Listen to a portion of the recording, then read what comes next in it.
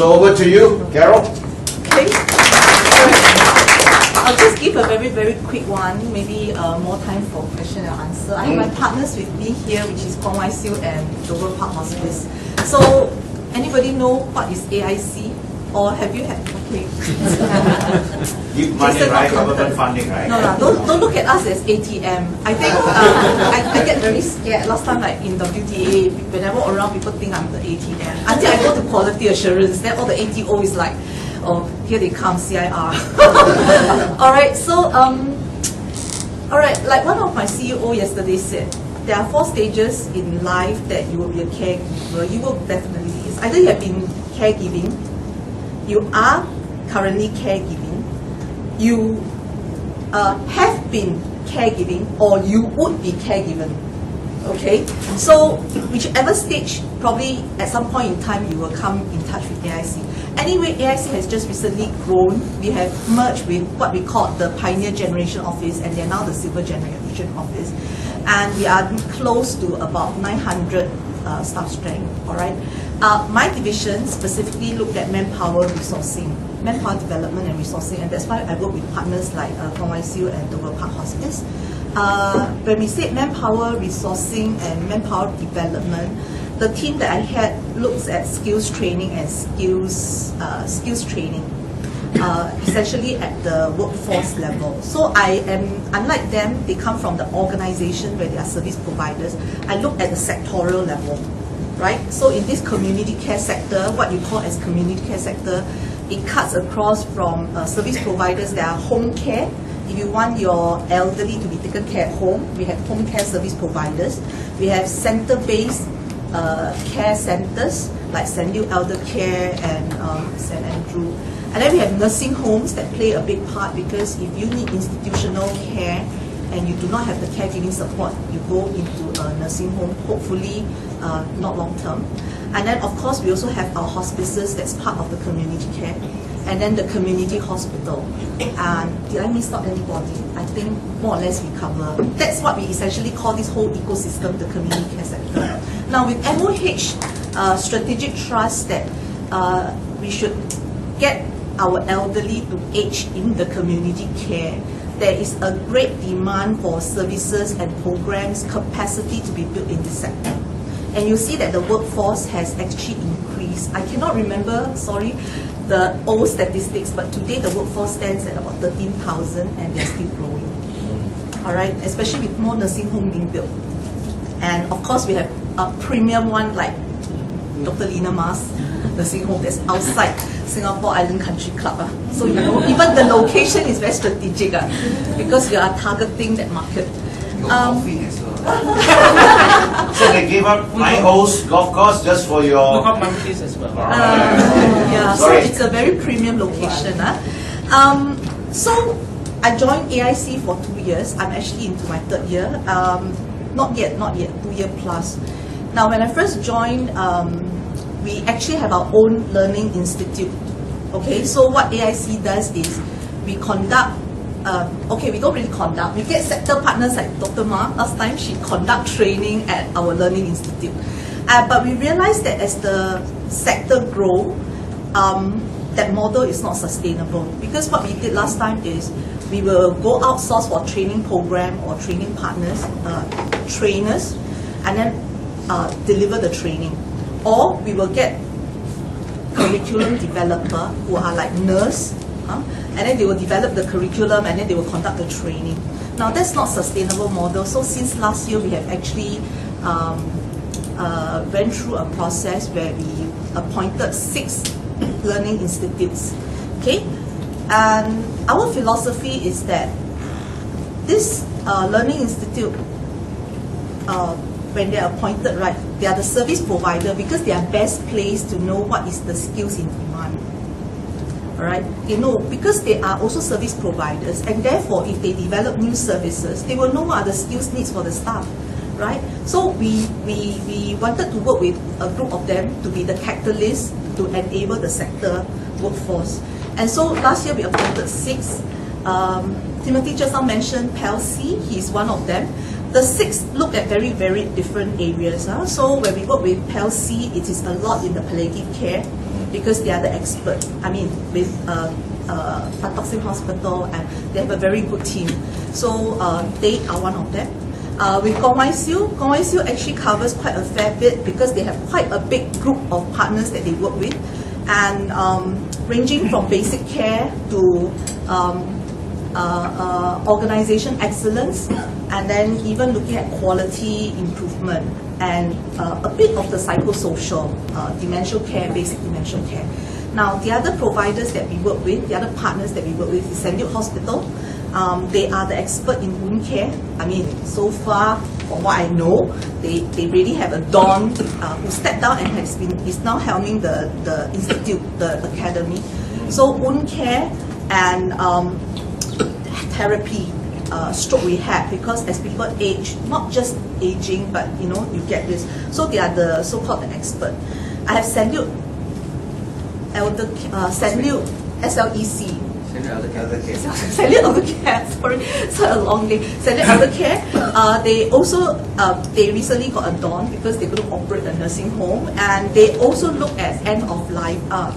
So some of these areas do have a bit of coverage because we also want to have more varied programs for the sector. So St. Luke Elder Care, they look at some basic care, and then they look at end of life and some of these programs. I have HMI. HMI is actually a professional training outfit, so they take care of a lot of those programs like the first aid, the CPR, BCLS, and then the basic care, right? And did I miss out? Oh, and of course I cannot miss out my South Foundation, Huami Training Academy. They do more the social care part, the home care piece, right? Because they have always been in the CT space as well. So with these 6 learning institute that we have appointed, right, we wanted to have a more varied course offering to the sector. Now, in the past, when we do it ourselves, right, we are no subject matter expert, right? You can see from my background, even my team. So we do a lot more the training ops and training admin piece where we go and source. But when we work with these 6 training partners, they are the expert. They are the subject matter expert. So they will really bring in the partners and deliver the training.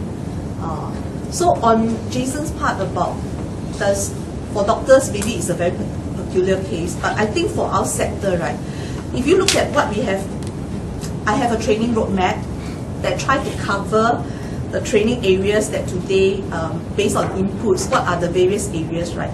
There's one clinical piece, okay? That one you cannot run away. The clinical piece, which is all the things that, whether it is a nurse or you have to do that part.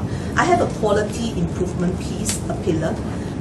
We have the psychosocial, and then we have a leadership piece, LPM, people management, and we have an organization excellence piece, where you talk about soft skills like communication, service, and even things like resilience, self-care, volunteer management. So these are areas where if you do not really have that subject matter expert, you can work with partners to develop curriculum, or even in the T&D space. Okay, so that's one piece that I do at the Learning Institute. Now, unfortunately, I came to this network. It was too late. Last year, in November, I was looking for a group of consultants, or rather skill standard developer. Okay, so I tried to go into your AEM list, right, and try to get some of these people whom I can talk to.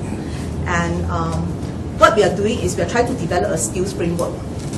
Okay, but not so much for the licensed professional staff, because that one is taken care by Singapore Nursing Board, the doctors and the therapists, the council. We are looking at a big group of the workforce that are maybe the care staff. So today, when you have 13,000 workforce, right, actually there about 50% are your support care staff, where they will take care either doing the personal care or even the befriending piece, the feeding parts and all this, that there is no clear skills being articulated for them, right? So we're trying to develop this skills framework, and last year when we were looking at it, we were trying to do the skill standard documents, right? I was actually looking for a group of people to help me to draft these technical skills documents. Fortunately, I managed to get some, and this is Because also of Obama, right? yes, it's through my old Network, right? WDA network that I managed to get a group of people that we are coming. In fact, I just had a meeting with them this afternoon to talk about the progress of the project. So this is also a area that a project, but we are already now we have already drafted the first cut of the documents, and in this project, right, you don't really need to be a subject matter expert, because I will engage my industry. They are the subject matter expert, right? So if you're talking about therapy domain, I will bring in the PT, OT from the sector and say, hey, tell us what is the underpinning knowledge, what's the abilities and the skills. So if it's pertaining to clinical, I'll bring in my director of nursing or even the nurse educator. They will articulate and we'll try to put into a document. So we engage the sector so that they have a sense of ownership that this piece is co-created with them, not us, because we are not the expert, right? I'm just a custodian of this framework. So that is the other piece that we look at in terms of the TND. So unlike my partners where they do the direct training delivery or curriculum developing, I'm more looking at the sector needs, and then I appoint partners to deliver that piece of work. So, yeah. Thank you so much, Carol. That's a great introduction. And talk about political savviness. She definitely has, because she avoided the whole topic about funding. Funding. Okay, so today we what kind of funding? Training support. Okay, so it's nothing new lah. I mean, we fund the providers. I mean, they have to train their workforce, right? So we do fund the staff when they go for training. So just now Timothy said, well, if their staff want to go for training, if it is a course that is AIC supported, okay, yes, go ahead. But with this appointment of the 6 partners, I will tell you that, okay, so you pull up. I purposely put this up in case you try to miss it. No. So with this, actually, we have a lot more courses, and I will tell you that actually I feel very happy, because it's not just more courses for the sector workforce, but also higher level courses. So when Dover Park Hospice, or rather PELC, roll out the courses, right, I see a lot of Director of Nursing, senior staff nurse attending, which in the past, if I had continued to run my learning institute in City Square, I would not have been catering for that level, right? Because I would probably run more the ops classes, ops training, more the skills based. But with that, and they have a team of very passionate, Dr. Ham, Dr. Ong, and all these people. So yes, I see that it's not just a more courses, but also at higher level. And even for YCU, I think when they partner with SIT and Center for Informatics under NUS, I think, they look at health analytics, data analytics, which in the past, such courses were not offered with subsidy or funding from AIC, right? But now, because through this network of 6 providers or partners, I call them partners, I don't see them as vendors. I see them as partners because we are on this journey together. A lot of these courses can be offered to our sector partners in that sense. And it is more affordable also for our service providers to send their staff for this training to upgrade their skill sets really. Thank you so much, Carol. I know we're running out of time, so one last comment. So Carol mentioned 6 appointed institutions, and YCU is one of them. Yes. And when I spoke to William, or we exchanged notes, he was saying that we are a nursing home. We are not a training institute. Therefore, they signed an MOU with IAL to help you all become a training institute. Oh, You're appointed. I know, but to do it, what I mean, that means you are appointed, but you are a nursing home. So you don't have the skill sets to run a training institute. So IAL came in. So besides YCU, there are 5 more, right? So please talk to Timothy is one of them, obviously. All right. So Can I just yes, please. just now when you're introducing yourself, you said there were 13 facilitators and 55 curriculum Yes. developers. Now, one thing in healthcare is that the people who are the professionals in healthcare know a lot about what they do. But to teach someone else is a different skill. And so I know many people who are very good, but you go to their class, you don't know what they're talking about because they go all over the place. Right?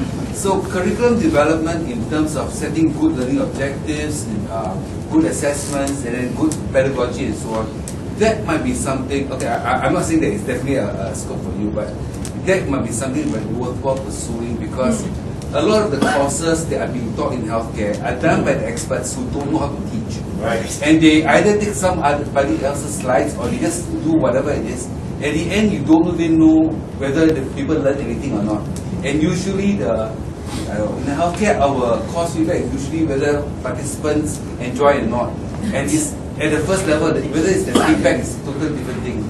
So I think because we are getting more sophisticated, curriculum development will be something useful, right? And I come from an organization where people are hired as researchers and made to teach, right? And the other thing about it is teaching evaluation. Sure. Evaluation worthwhile, because of whether the courses actually have impact and workplace is something that everyone's beginning to look at, but I think a lot of them don't know how to go about it. Right. Can I say something? Yes, please, Leow. I think on top of that, I think we also need a lot of trainers with change management skills, innovation skills, transformation skills, and things like that. Because we are growing, but yet sometimes we don't know how to do that. So I think we are one of the parties who have benefited really from IL, health. I believe other nursing home or other healthcare organizations will definitely benefit from such experts, from their advice, from their support as well. Maybe just to add on to what William has shared, right? Increasingly, you see a lot of the players, right? They are getting bigger and bigger. I mean, we have a lot of big players now compared to in the past. I don't know whether, since I'm only 2 years in this sector, but what I was told is in the past there were small independent operators or PWOs, but today they have grown. And with this grown in the size, right, you also need the big corporate team. Right, so therefore our training has also gone beyond clinical and the technical piece to look at things even like facilities management, workplace safety, emergency preparedness, planning, you know, things like this kind of skill sets, resilience, right, teamwork, communication, coaching, workplace learning. So there are some of these not so much the clinical training that is also getting a lot more gaining importance because you bring in the people, you also need to teach them, give them these kind of skills, financial management, budgeting, as drafting SOP, report writing. So some of these skills are critical, and not forgetting, of course, now with premium nursing home, you need marketing, right? You need the staff to be a lot more savvy. Marketing. Premium customer care. Yes. You see how well Lina markets. Everyone was going premium.